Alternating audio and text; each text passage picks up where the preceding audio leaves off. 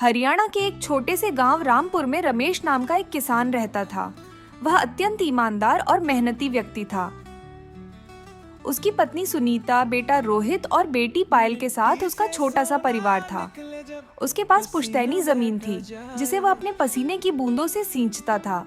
गांव में हर कोई जानता था कि रमेश अपने खेतों की देखभाल ऐसे करता है जैसे कोई अपने बच्चों की करता है। वह सुबह सूरज उगने से पहले खेतों में चला जाता और सूर्यास्त के बाद ही लौटता।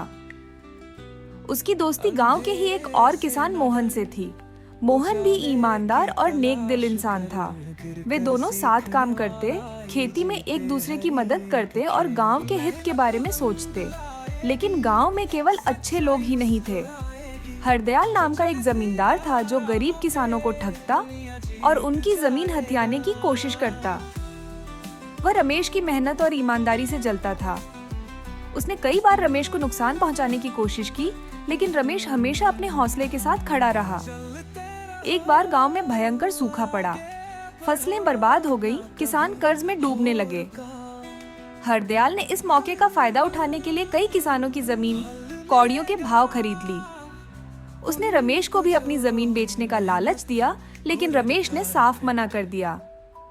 इसी दौरान हरदयाल ने रमेश को झूठे चोरी के आरोप में फंसाने की साजिश रची। गांव में लोगों ने उसकी बेगुनाही साबित करने के लिए पूरी ताकत लगा दी। कुछ समय बाद असली चोर पकड़ा गया और रमेश पर लगे सभी आरोप हटा दिए गए। इस मुश्किल घड़ी में एक और बड़ी समस्या खड़ी हो गई। रमेश का बेटा रोहित गलत संगत में पड़कर नशे का शिकार हो गया। बुरी संगत और गलत दोस्तों के कारण उसने नशे की लत पकड़ ली थी। जब रमेश को यह पता चला तो वह पूरी तरह टूट गया, लेकिन उसने हार नहीं मानी। उसने अपने बेटे को प्यार और दृढ़ संकल्प के साथ सही रास्ते पर लाने का निश्चय किया। उसने रोहित को नशा मुक्ति केंद्र भेजा और लगातार उसका हौसला बढ़ाया। मोहन और गांव के बुजुर्गों ने भी रोहित का मार्गदर्शन किया। धीरे धीरे रोहित ने नशे से छुटकारा पाया और फिर से पढ़ाई में ध्यान लगाने लगा। जब बाकी किसान कर्ज से जूझ रहे थे, तब रमेश की ईमानदारी और कड़ी मेहनत ने उसे सफलता दिलाई।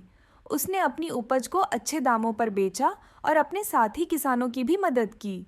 रमेश की तरक्की देखकर गांव के बाकी किसान भी प्रेरित हुए और उन्होंने भी मेहनत से काम करना शुरू किया। इधर हरदयाल का लालच और धोखाधड़ी उसे ले डूबी। जिन किसानों की जमीन उसने खरीदी थी, वे अब नई तकनीकों से समृद्ध हो रहे थे और हरदयाल का प्रभाव गांव में कम हो गया। रमेश की ईमानदारी और परिश्रम